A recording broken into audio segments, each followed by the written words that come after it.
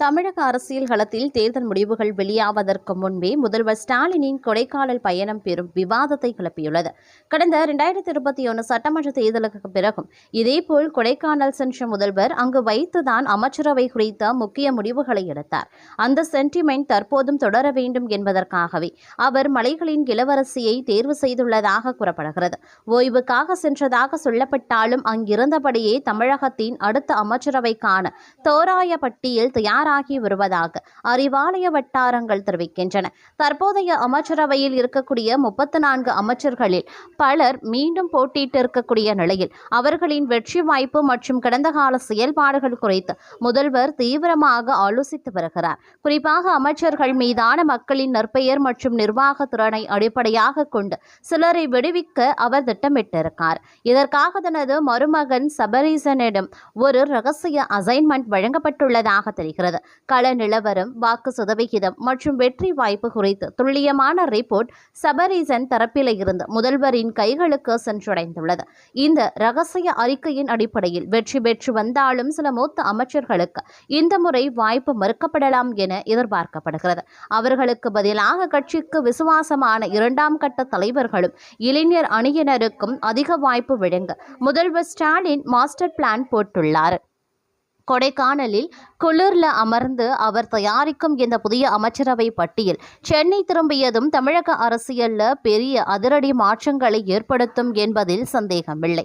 ஆக இந்த கொடைக்கானல் பயணம் என்பது வெறும் சென்டிமெண்ட் மட்டுமல்ல, தமிழக அரசின் நிர்வாகத்தை சீரமைக்க போகும் ஒரு முக்கிய திட்டமிடலாகும். தேர்தல் முடிவுகள் வெளியான பிறகும் அமையப்போகும் புதிய அமைச்சரவை புத்துணர்ச்சியுடனும் புதிய முகங்களுடனும் இருக்கும் என்பதே தற்போதைய நிலவரம். மே 4ஆம் தேதி தேர்தல் முடிவுகள் வெளிவரும் போது இந்த கொடைக்கானல் மேஜிக் எந்த அளவுக்கு வேலை செய்திருக்கிறது என்பது முழுமையாக தெரிய வரும். தமிழக அரசியல்ல அடுத்த கட்ட நகர்வுகளை நோக்கி இப்போதே எதிர்பார்ப்புகள் எகிற தொடங்கி இருக்கின்றது அப்படின்னு நாங்க சொல்லணும். இது ஒரு புறம் நடந்து கொண்டிருக்க, மற்றொரு புறமோ தமிழக சட்டமன்ற தேர்தல் வெற்றிகரமாக முடிந்திருக்கக்கூடிய நிலையில் வாக்காளர்கள் பெருமளவில் வாக்குச்சாவடிகளுக்கு வந்து வாக்களித்துள்ளனர். இதனைத் தொடர்ந்து அவர்களது வாக்குகளின் அடிப்படையிலான ஆய்வுகளும் தொடங்கியிருக்கின்றன. இதே நிலையில் தமிழகத்தைச் சேர்ந்த அரசியல் ஆய்வாளர் வெங்கட்ராமனும் நேற்று தேர்தலில் என்ன நடந்தது மற்றும் தேர்தலில் என்ன நடந்தது மற்றும் அதன் அடிப்படையில் என்ன நடக்கப் போகிறது என்பது குறித்து பேசியிருக்கார். அவரது மதிப்பீட்டின்படி எந்த கட்சி ஆட்சிக்கு வரும் என்பதில் தெளிவு இருந்தாலும் 2ஆம் இடத்தை யார் பிடிப்பார்கள் என்பது குறித்து தெளிவில்லாத நிலை இருப்பதாக சுட்டிக்காட்டியும் இருக்கின்றார்.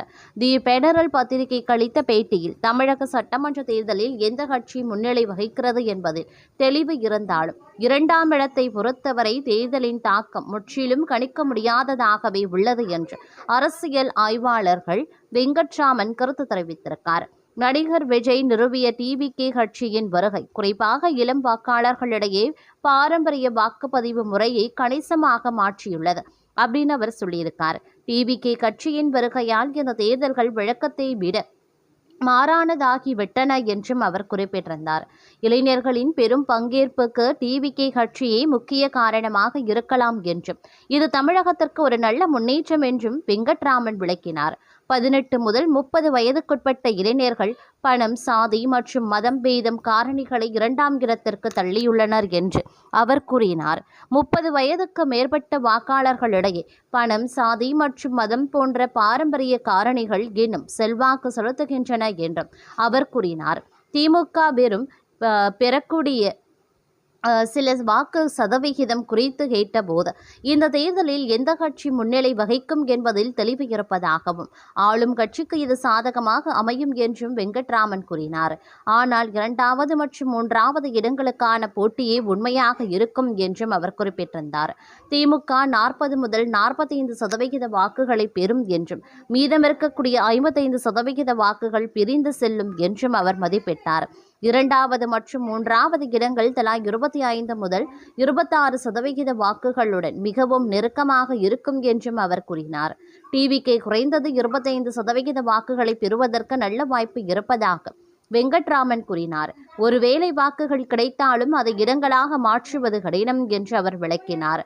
அதிமுக மற்றும் டிவிகே இடையே வாக்குகள் பிரிவது திமுக வெற்றி பெறுவதற்கான வாய்ப்புகளை அதிகரிக்கும் என்று வெங்கட்ராமன் விளக்கினார். தென் தமிழகம் மற்றும் முக்களத்தார் போன்ற டெல்டா பகுதிகளில் இருக்கக்கூடிய முக்கிய சமூகங்கள் டிவிகே செல்வாக்கு செலுத்தி வருவதாக அவர் கூறினார். எனவே டிவிகே தமிழகம் முழுவதும் தாக்கத்தை ஏற்படுத்துகிறது. ஆனால் அந்த தாக்கம் மற்றவர்களை விட மறைமுகமாக திமுகவிற்கே அதிக நன்மை அளிக்கிறது என்று அவர் கூறினார். தமிழக சட்டமன்ற தேர்தல் வெற்றிகரமாக முடிவடைந்துள்ளது. வாக்காளர்கள் பெருமளவில் வாக்குச்சாவடிகளுக்கு வந்து வாக்களித்துள்ளனர். இதனைத் தொடர்ந்து அவர்களது வாக்குகளின் அடிப்படையிலான ஆய்வுகளும் தொடங்கி இருக்கின்றன. இதே நிலையில் தமிழகத்தைச் சேர்ந்த அரசியல் ஆய்வாளர் வெங்கட்ராமனும் நேற்று தேர்தலில் என்ன நடந்தது மற்றும் அதன் அடிப்படையில் என்ன நடக்கப் போகிறது என்பது குறித்து பேசியிருந்தார். அவரது மதிப்பீட்டின்படி எந்த கட்சி ஆட்சிக்கு வரும் என்பதில் தெளிவு இருந்தாலும் 2ஆம் இடத்தை யார் பிடிப்பார்கள் என்பது குறித்து தெளிவில்லாத நிலை இருப்பதையும் அவர் சுட்டிக்காட்டியிருந்ததும் குறிப்பிடக்கூடிய ஒரு விஷயம். அது மட்டும் இல்லாமல் விஜய பிரபாகரன் நேற்றைய தினம் வெளியிட்டிருந்த கருத்து அரசியல் வட்டாரத்தில் பெரும் பரபரப்பை ஏற்படுத்தியிருந்தது. தொகுதிகளில், அதாவது 200க்கும் மேற்பட்ட தொகுதிகளில் திமுக கூட்டணி வெற்றி பெறும். விருதுநகரில் நான் வெற்றி பெறுவது அப்படிங்கிறது உறுதி என்று நம்பிக்கை தெரிவித்திருக்காரு. அது மட்டும் இல்லாமல் 2026 சட்டமன்ற தேர்தல் நடந்து முடிந்திருக்கக்கூடிய சூழலில் அரசியல்களும் அதே பரபரப்புடன் இன்னமும் இருக்கின்றது. விருதுநகர் தொகுதியின் தேமுதிக வேட்பாளரும் அக்கட்சியின் முக்கிய நிர்வாகியுமான விஜய் பிரபாகரன் இந்த தேர்தலில் திமுக தலைமையிலான கூட்டணி மிகப்பெரிய வெற்றியை பதிவு செய்யும் என்று உறுதியாகவே கூறியிருந்தார். செய்தியாளர்களிடம் பேசிய விஜய பிரபாகரன் திமுக கூட்டணியின் பலம் குறித்து விரிவாகவே பேசியிருந்தார். 2026 சட்டமன்ற தேர்தலில் திமுக தலைமையிலான கூட்டணி 200க்கும் மேற்பட்ட தொகுதிகளில் வெற்றி பெற்று மீண்டும் ஆட்சி அமைக்கும் என்று அவர் மிக உறுதியாகவே குறிப்பிட்டிருந்தார். மக்கள் மத்தியில் நிலவும் ஆதரவு அலை மற்றும் தற்போதைய அரசியல் சூழல் ஆகியவை இந்த மெகா வெற்றிக்கு சாதகமாக இருப்பதாக அவர் சுட்டிக்காட்டினார். தேமுதிகவின் எதிர்கால திட்டங்கள் மற்றும் கூட்டணி குறித்து பேசிய விஜய பிரபாகரன் தற்போதைய சூழலில் திமுக கூட்டணியுடன் இணைந்து செயல்படுவதில் தங்களுக்கு எந்தவிதமான தயக்கமும் இல்லை என்பதை தெளிவுபடுத்தியிருந்தார். கடந்த 2024 மக்களவை தேர்தலின் போது ஏற்பட்ட பின்னடைவுகளில் இருந்து பாடம் கற்றுக்கொண்டதாகவும் தற்போது தரைமட்டத்தில் தொண்டர்களிடையே சிறப்பான ஒருங்கிணைப்பு இருப்பதாகவும் அவர் தெரிவித்திருந்தார். நாங்கள் சொன்ன சொல்லில் இருந்து பின்வாங்க மாட்டோம். இந்த தேர்தல் வெற்றிக்கான களத்தில் முழுவீச்சில் பணியாற்றி வருகிறோம். இதுபோன்ற ஒரு வலுவான கூட்டணி ஒற்றுமை 2016 அமைந்திருக்க வேண்டும். அப்போது அமையாத அந்த ஒற்றுமை தற்போது சாத்தியமாகியுள்ளது. இதன் மூலம் தனது தந்தையின் நீண்டகால அரசியல் கனவு மற்றும் தொலைநோக்கு பார்வை நினைவாகும். தமிழகத்தில் நிலவும் அரசியல் நிலைப்புத்தன்மைக்கு கூட்டணி கட்சிகளின் ஒற்றுமையே பிரதானம்.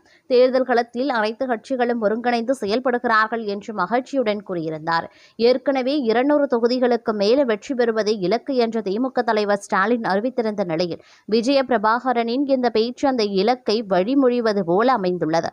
குறிப்பாக விருதுநகர் உள்ளிட்ட பகுதிகளில் தேர்தல் பிரச்சாரத்தின் போது விஜய பிரபாகரனின் பெயருக்கு கிடைக்கும் வரவேற்பு மற்றும் மக்கள் ஆதரவு குறித்து திமுக தரப்பில் இருந்தும் சாதகமான கருத்துக்கள் வெளிவந்த வண்ணம் இருக்கின்றன.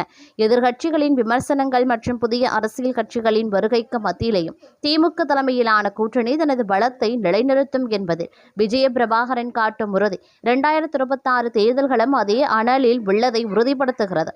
எனினும் வாக்கு எண்ணிக்கையின் போதுதான் களத்தின் உண்மையான வெற்றி யாருக்கு என்பதும் தெரிய வரும்.